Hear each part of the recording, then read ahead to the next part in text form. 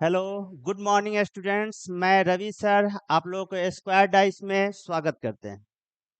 बच्चों, मैं आपको यहाँ पर रीजनिंग की क्लास ले रहा हूँ और आपको बता दूं कि आज के डेट में रीजनिंग आप लोग के लिए काफ़ी इम्पोर्टेंट सब्जेक्ट हो गया है। ना केवल आपके एग्जाम के लिए मैं बता रहा हूँ, ऑल्दो आप जो भी आज के डेट में फेस कर रहे हैं, चाहे आप कॉलेज में जा रहे हों, चाहे आप प्राइवेट इंस्टीट्यूशन में जा रहे हैं, चाहे किसी कंपनी में आप जा रहे हैं, आपको हर जगह रीजनिंग की आवश्यकता होती है। क्योंकि आप अगर अच्छे कॉलेज में जाते हो, वहाँ भी आपका एक इंटरेस्ट टेस्ट होता है जिसमें आपका एप्टीट्यूड टेस्ट के नाम से होता है, जो कि आपको वहाँ भी रीजनिंग का ही जो है ना क्वेश्चन पूछा जाता है। साथ साथ कंपनी अच्छे अच्छे कंपनी में जाओगे इंटरव्यू देने, वहाँ भी आपका एक रिटन टेस्ट होता है जहाँ पर आपको एप्टीट्यूड टेस्ट की ज़रूरत पड़ता है। इसलिए रीजनिंग आज के डेट में बहुत ज़्यादा इम्पोर्टेंट है। जहाँ तक रीजनिंग का सवाल है तो आपको पता है कि रीजनिंग के 3 पार्ट होते हैं। रीजनिंग के 3 सेक्शन हैं। पहले सेक्शन को आप जानते हो कहते हैं CSR। CSR का मतलब होता है कॉमन सेंस रीजनिंग। दूसरा होता है, इसको कहते हैं AR। AR का मतलब होता है एनालिटिकल रीजनिंग। और तीसरा होता है, इसको कहते हैं NVR, नॉन वर्बल रीजनिंग। आप लोग जनरली इन दोनों को मिला करके कहते हो वर्बल रीजनिंग और नॉन वर्बल रीजनिंग, जबकि इसके 3 पार्ट होते हैं। अगर इंटरनल देखा जाए तो 2 पार्ट में वर्बल टूट जाता है, जिसको एक को कहते हैं CSR और दूसरे को कहते हैं AR। नाम से ही क्लियर है, CSR। CSR मतलब होता है common sense reasoning. Common sense जो आप अपने जनरल लाइफ में देखते हो, जहां से आप सीखते हो। क्योंकि रीजनिंग क्या है? Reasoning is the game of mind.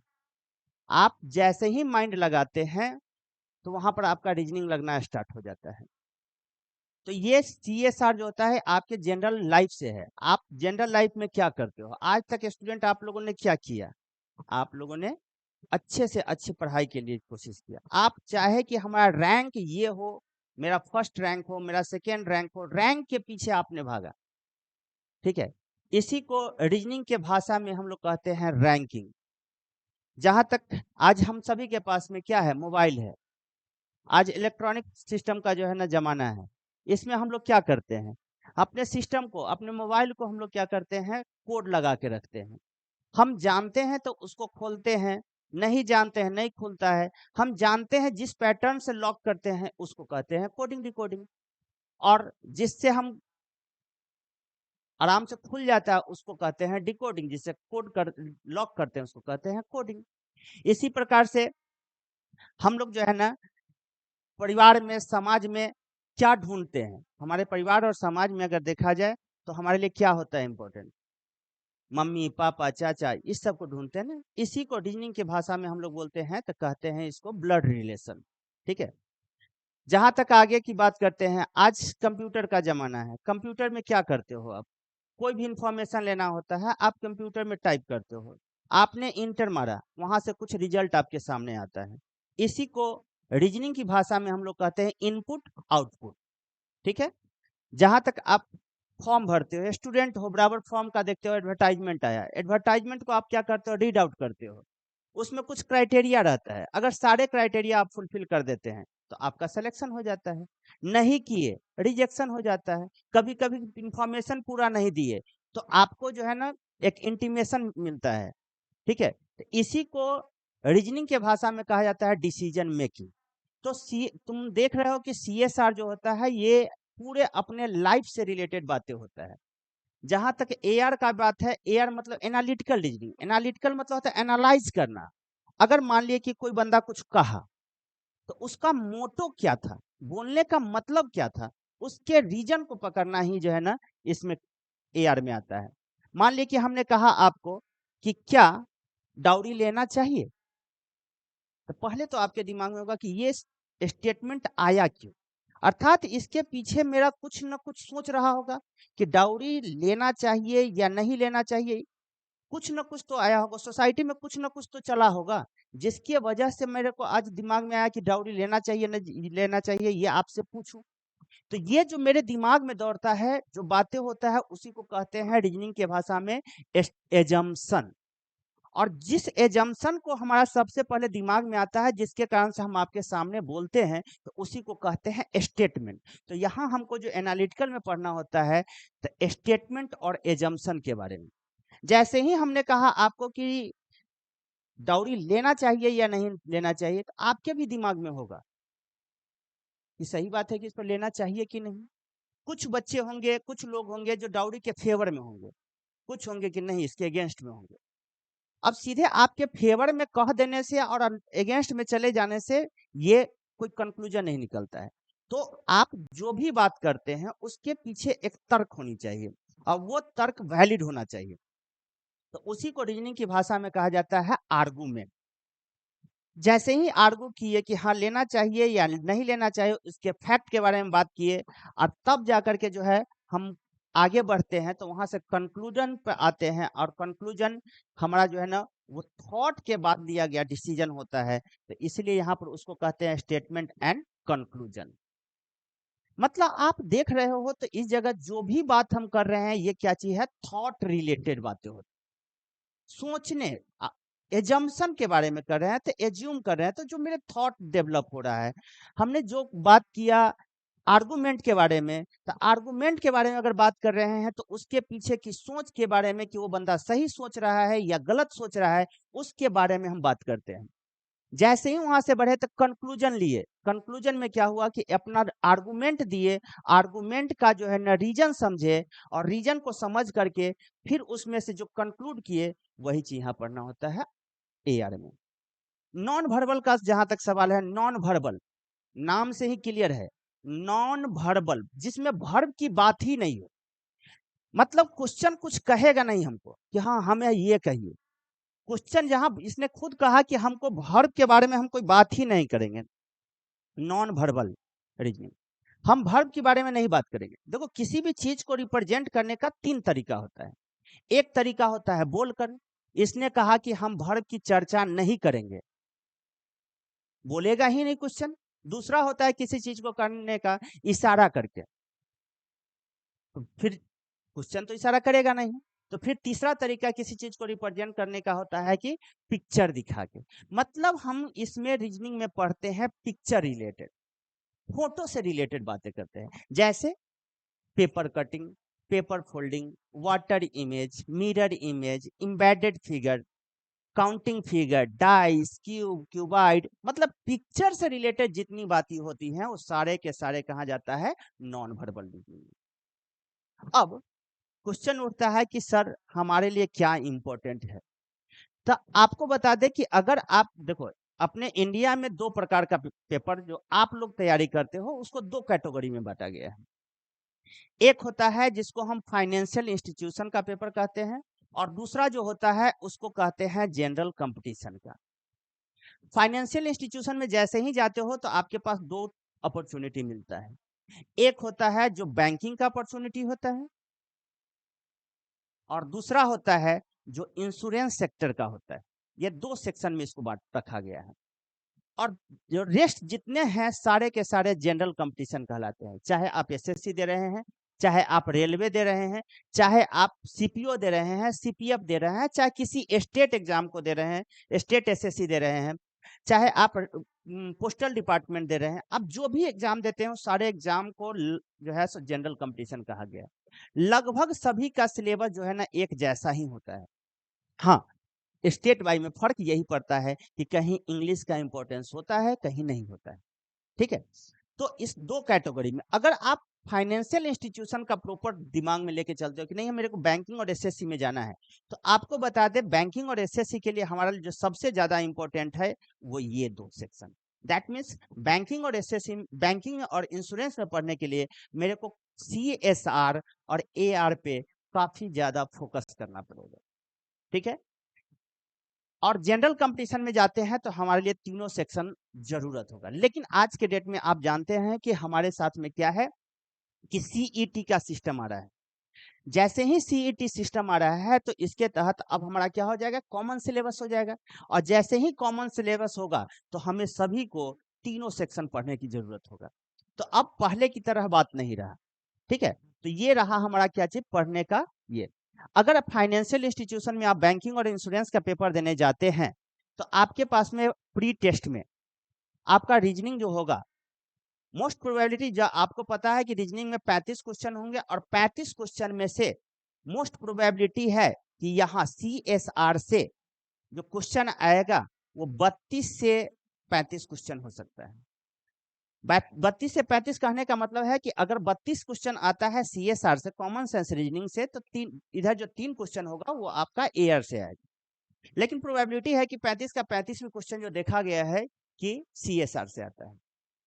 जैसे ही आप मेन में जाइएगा तो मेन में आपके सामने जो होगा CSR से क्वेश्चन 5 से 7 नंबर का क्वेश्चन जो है ना आपका AR से रहेगा, और रेस्ट सारा क्वेश्चन जो रहेगा आपका CSR से। जैसे ही आप जाते हैं जनरल कंपटीशन में, चाहे स्टेट SSC वगैरह देते हैं, तो वहां पर भी जो है ना आपके लिए इंपॉर्टेंट क्या हो जाता है कि AR NVR से, नॉन वर्बल रीजनिंग से आपको 4 से 5 क्वेश्चन मिल जाता है, ठीक है। एनालिटिकल से आप देखोगे जनरली जो है 2 से 3 क्वेश्चन रहता है, लेकिन आज के डेट में जो भी एग्जाम हम देख रहे हैं उसमें इसका वेटेज बढ़ रहा है, ठीक है।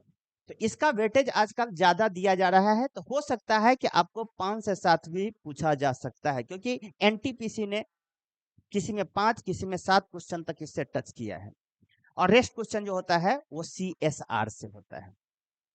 तो हम देख रहे हैं कि हमारे लिए जो है ना, अगर इंपॉर्टेंट कहा जाए तो सबसे ज्यादा इंपॉर्टेंट क्या है, वो है CSR। तो जैसे ही CSR होता है, तो अब जैसे हम लोग बात करेंगे CSR के बारे में। तो देखिए CSR, हमने जैसा कहा कि CSR कॉमन सेंस रीजनिंग, देखो हम लोग स्टार्ट करेंगे यहीं से, कॉमन सेंस रीजनिंग से। कॉमन सेंस रीजनिंग, सबसे पहली बात होता है कि रीजनिंग है क्या। तो रीजनिंग का मतलब होता है thinking process. Reasoning is a thinking process, ठीक है। Reasoning the game of mind, mind का गेम होता है रीजनिंग। और जहां तक ये माइंड का गेम है, तो सबसे पहले क्वेश्चन होता है कि हमारा दिमाग कब लगता है, पहली बार हम लोग दिमाग कब लगाते हैं। तो देखिए जहां तक पहली बार दिमाग की बात है, तो जब हम पहली बार बोलते हैं, देखा जाए उसी समय हमारा पहला जो है दिमाग लगता है। और पहली बार हम बोलते हैं वो होता है मम्मा, माँ या नन्ना बोलते हैं, ठीक है। माँ या नाना जो भी बोलते हैं, चाहे मम्मा जो भी बोलते हैं, ये क्या है, एक वर्ड है, वर्ड। अब वर्ड क्या होता है, तो वर्ड जो होता है कॉम्बिनेशन ऑफ लेटर, ये जो होता है लेटर का कॉम्बिनेशन होता है, कॉम्बिनेशन ऑफ लेटर। और कॉम्बिनेशन ऑफ लेटर्स जो है, इसका मतलब है कि जब हमारे दिमाग में ये कैपेसिटी डेवलप हो जाती है कि हम कैसे लेटर को कंबाइन करके करेंगे ताकि वो वर्ड होगा, और जब ये डेवलप हो जाता है दिमाग में, तब हम क्या बोलते हैं, कोई वर्ड बोलते हैं। तो रीजनिंग का भी जहां तक सवाल है, तो रीजनिंग जो स्टार्ट होता है वो होता है अल्फाबेट से, ठीक है। यहीं से रीजनिंग एक्चुअली में स्टार्ट होता है। एक्चुअली में रीजनिंग हमारा जो स्टार्ट होगा ये यहाँ से, अल्फाबेट से, ठीक है। और हम लोग देखेंगे कि अल्फाबेट में किस प्रकार से कैसे क्वेश्चन बनता है इसके बारे में, ठीक है। तो स्टार्ट करते हैं अब हम लोग अल्फाबेट। अल्फाबेट, देखिए अल्फाबेट में हम जानते हैं अल्फाबेट का मतलब होता है ABCD, क्लियर। और हम लोग होप करते हैं कि आप लोगों को ABCD याद होगा, लेकिन ABCD कहने का मतलब है ABCDEFGH नहीं। ABCD का मतलब है कि रीजनिंग में आपको उसका पोजीशन याद होना चाहिए। और जहां तक हम देखते हैं, आप लोगों में कुछ बच्चों को जो है ना पोजीशन याद है, कुछ को नहीं याद है। घबराने की कोई बात नहीं है। देखिए हम लोग किसी चीज को याद कब करते हैं, जब हमें नीड होता है। नीड जैसे ही होता है हम उस चीज को याद करते हैं। लेकिन अभी तक हम लोग देखते हैं कि हमको कभी नीड नहीं हुआ कि उसका पोजीशन का। हाँ, ABCD का नीड हुआ, जिसके कारण से हम लोगों ने ABCD याद किया। लेकिन किसी भी एग्जाम में ये नहीं पूछा कि पी का पोजीशन क्या होगा, के का पोजीशन क्या होगा, एस का पोजीशन क्या होगा। लेकिन जैसे ही हम लोग रीजनिंग की तरफ बढ़ते हैं तो हमें उसका पोजीशन याद होना चाहिए। आप देखते होइएगा बहुत सारे लोग आपको बताते हैं कि इजोटी पढ़ो और इससे जो है ना आप लोग याद करो। ये 5-5 के गैप पे रखता है, 15, 20, 25, 5-5 के गैप पे।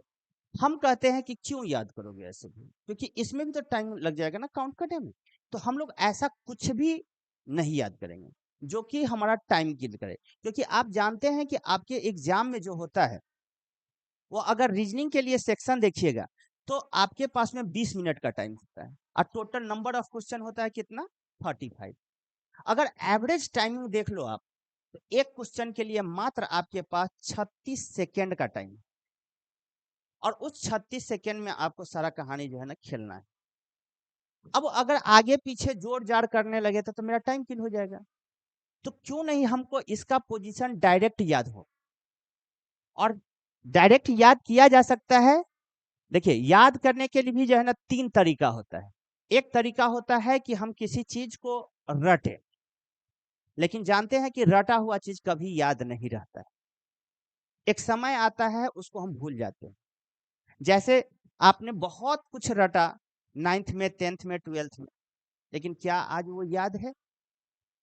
नहीं याद है। आज हम उसको भूल गए, रीजन उसका यूज नहीं है।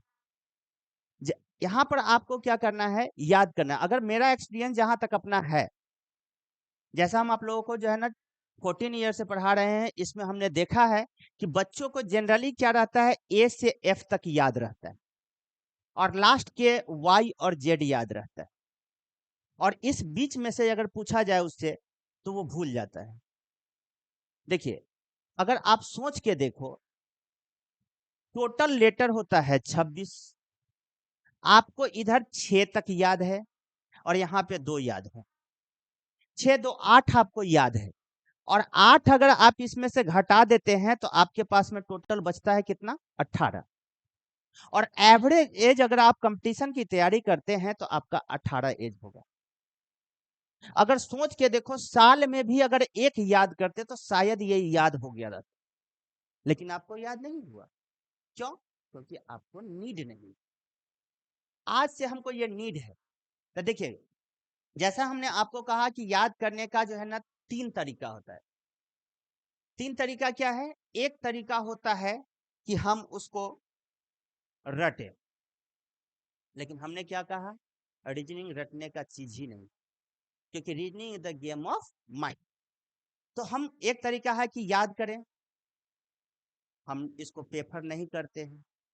दूसरा तरीका होता है ऑडियो सिस्टम, बोपू बजा दो, सुनते रहो, याद हो जाएगा। लेकिन आप जानते हो कि अगर कोई भी चीज को ज्यादा सुनोगे, याद हो या ना हो, इतने सब्जेक्ट हैं, इतने चैप्टर्स हैं, इतने कंटेंट हैं, क्या क्या याद करोगे? याद करना मुश्किल है। हाँ, बोपू का काम होता है वो बच गया, लेकिन आपका काम तो याद करना था, आपको इतने सारे तो याद नहीं हो पाएगा। ऐसे में आप क्या करोगे? आपके साथ एक ही चीज हो सकता है कि अगर उतना ज्यादा सुनोगे याद करने में, याद हो ना हो, आपका काम तो जरूर खराब हो। इसीलिए हम कहते हैं कि वो भी तरीका जो है आपको गलत है। तीसरा तरीका होता है किसी चीज को याद करने का, कुछ कहानी बना दो उसके पीछे, और ऐसा कहानी बनाओ जो आम लाइफ से रिलेटेड, ठीक है, उसके तहत याद करो। हाँ, यदि नहीं बन पा रहा है तब तो फिर लास्ट हमको क्या करना होगा, रटना ही होगा, एक रास्ता बनता है। तो रटने का जो है तरीका को, उसको सबसे बाद में रखो। रटना सॉल्यूशन नहीं है किसी चीज का, समझना, उसको कहानी बना करके याद करना। क्योंकि कोई चीज का अगर कहानी होगा, इंटरेस्टेड रखोगे अपने अंदर में, अपने सोसाइटी से बिलोंगिंग चीज को ध्यान में रखोगे, तो शायद तुमको वो लॉन्ग ड्यूरेशन के लिए रहेगा। तो इसीलिए हम लोग जो है ना यहाँ पर याद करने का जो है ना बहुत कम प्रायोरिटी देते हैं। ऑडियो सिस्टम भी बहुत कम ध्यान देंगे, और ज्यादा कोशिश करेंगे कि उसको किसी कहानी के तहत याद करें। जैसे मान लो तुम लोग सभी जो है ना पढ़े हुए हो, हिस्ट्री पढ़े हो, और हम अगर यहाँ पर आपसे पूछ दें कि बेटा रे बाबर के बारे में बताओ, बाबर के बारे में कि कौन लड़ाई कैसे लड़ा, तो कहोगे सर 10th में पढ़े थे लेकिन अब याद नहीं है कि कौन लड़ाई कैसे लड़ी। सभी के साथ यही प्रॉब्लम होता है, क्योंकि अब जैसे ही आप कंपटीशन के रास्ते में आते हैं तो पीछे का बहुत चीज भूल जाते हैं। देखो हमने क्या कहा, कहानी बनाने के लिए। अब जैसे मान लीजिए कि बाबर पे ही कहानी बनाना है, तो पहले के जमाने में तो कोई एरोप्लेन नहीं था। जो भी बाहरी से आक्रांता लोग आए वो किस रास्ते से आए, तो पानी के रास्ते से आए, तो लो भाई पानी से आया। और जैसे ही कोई बंदा अगर तुम्हारे घर पे आएगा तो सबसे पहले क्या करते हो, उसको पानी देते हो कि पानी पिए। जैसे ही पानी उन्हें पी लेता है तब उसको खाना की व्यवस्था करते हो, तो भाई उसको खाना खिला दिए। और जैसे ही खाना खाया तब सोचते हो कि आया क्यों है। तो भाई अब क्योंकि हमको याद करना है तो उसके लिए कुछ कहानी बना देते हैं कि भाई वो चंदा सुनने आया था, चंदा सुन। क्यों चंदा सुन रहा है, तो बना देते हैं कि भाई वो जो है ना चंदा सुन रहा है। क्यों, क्योंकि उसको एक घाघरा खरीदना था, घाघरा, घाघरा, घाघरा खरीदना था। भाई क्यों घाघरा खरीदना है, क्योंकि डांस उस करने का मन रहा होगा इसलिए घाघरा खरीद ले, लेकिन बेचारा डांस नहीं किया, मर गया। अब देखो इसको कितना आसानी से याद कर सकते हो, पानीपत का युद्ध, खानवा का युद्ध, चंदेरी का युद्ध, घाघरा का युद्ध, लास्ट में मर गया है। बस एक चीज याद रखना है, क्या चीज, 1526, 27, 28, 29 और 30, 1530 में डेथ हो गया उनका। तो अब देख रहे हो कि कितना आसानी से आपको याद हो गया ये कि पानी से आया, खाना खाया, चंदा असुला, घाघरा खरीदा और मर गया। ठीक है, तो कहने का मतलब है यहाँ पर रीजनिंग में इसका आपको जरूरत नहीं है, बट याद करने का तरीका क्या हो सकता है इसके बारे में मैं आपको यहाँ पर समझाने का कोशिश किया। मतलब रटना सब चीज का जो है ना सॉल्यूशन नहीं है कि आप सब चीज को रटो। कभी कभी ऐसा भी आप करो कि हमको कम से कम रटना पड़े। जितना ज्यादा से ज्यादा आप कोशिश करो कि पेन का कम से कम यूज करें, ठीक है, रटने का कम से कम यूज करें, समझे उसके बेस को। अब जब बेस समझ में आपको आ जाएगा तो कैसे भी क्वेश्चन अगर घुमा के पूछता है आप इजीली जवाब दे सकते हो। तो जैसा हमने आपको कहा कि आपको याद है ए से एफ तक याद रहता है और वाई और जेड लास्ट के 2 याद रहते हैं, बीच में बच गया 18। तो देखो अल्फाबेट का कुछ लेटर ऐसे हैं जो अपना पोजीशन खुद बता देते, जैसे आप लिखते हो जी और देखो कि क्या है ये 7, तो कितनी आसानी से याद हो गया G7। एच आप लिखते हो, एच ऐसे लिखते हो, अगर इसके दोनों पार्ट को मिला दे ऐसे तो ये क्या हो गया 8 हो गया। आप लिखते हो आई, क्या है ये 9। आप लिखते हो जे, यही एक ऐसा लेटर है जो अपना पोजीशन नहीं बताता है, और एक ही लेटर को आपको क्या करना है, रिमेंबर कर जाना है। एक ही लेटर को याद करना है, J10 और किसी को नहीं, J10। होप सो याद हो गया होगा J10। के की जहां तक बात करते हैं, के आप लोग आईपीएल मैच देखते हो और इसमें एक टीम है जिसका नाम तो अब चेंज हो गया है, लेकिन इसका नाम क्या था, किंग्स 11 पंजाब टीम, किंग्स 11। तो उसी से याद कर लो K11 किंग्स 11, आसानी से याद हो जाएगा। LMN की अगर बात करते हैं, आप जानते हैं M को अगर हम शॉर्ट में कहें तो इसका जो है M जो होता है अल्फाबेट के बीच में होता है, और M का मतलब मिड भी होता है, और अल्फाबेट में टोटल जो होता है वो 26 होता है। तो अगर मिड में है तो हम इसको बोल सकते हैं कि 13। और जैसे ही M का पोजीशन हमको याद हो गया 13, तो हम आगे पीछे कोरिलेट करके इसको 12 और 14 बोल सकते हैं। आप लिखते हो OPQ।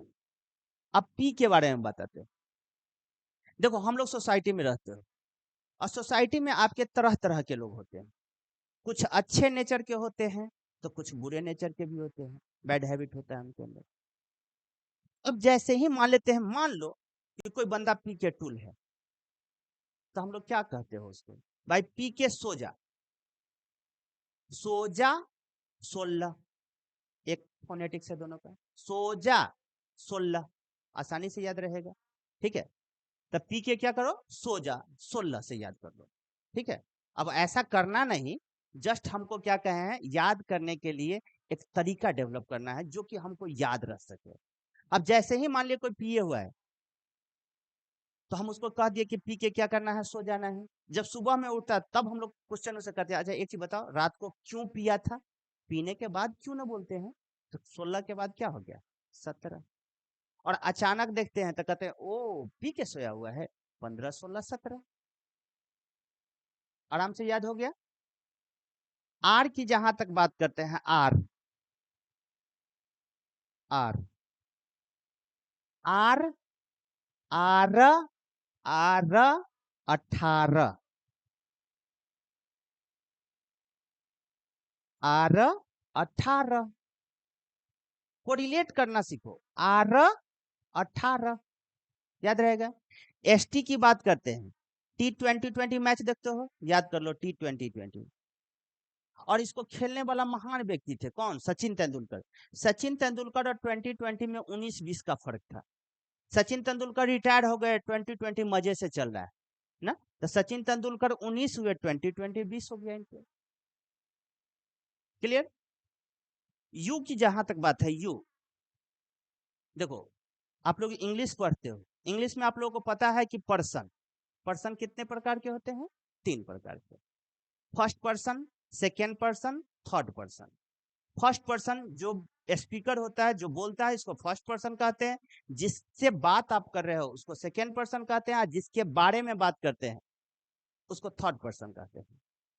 जैसे ही हम कहे यू, यू जैसे ही बोले तो आपको चर्चा कर रहे हैं ना, तो आप हो गए सेकेंड पर्सन। अब मैं बोल रहा हूं तो मैं क्या हुआ, फर्स्ट पर्सन। ऐसे भी इंग्लिश में पढ़े हुए हो कि 3-2-1 का रूल, यहाँ 3 तो होगा नहीं, तो हमारे पास क्या बचा, 2-1, तो आप उससे याद कर सकते हो। वी की बात करते हैं, वी, अब इलेक्शन का टाइम आने वाला है, आप देखिएगा हर नेता को ऐसे रहता है, विक्ट्री का सिंबल दिखाते हैं, डबल फिंगर आपको दिखाते रहता है ना।